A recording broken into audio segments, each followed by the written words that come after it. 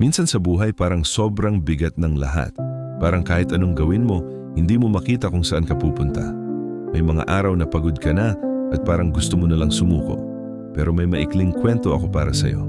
May isang magsasaka na araw-araw bumabangon ng maaga para magtanim.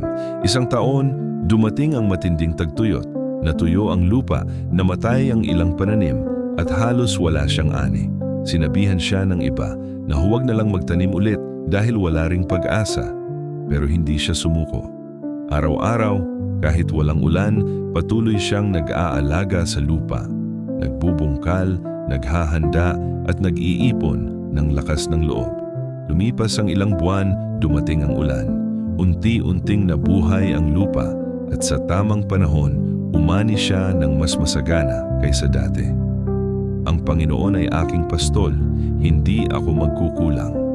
Awit 23, isa ganyan din ang Diyos sa buhay mo. Minsan, parang tagtuyot ang pinagdadaanan mo, walang sagot, walang galaw, walang senyales. Pero hindi ibig sabihin nun na wala nang mangyayari. May panahon ng paghahanda at may panahon ng pag-aani.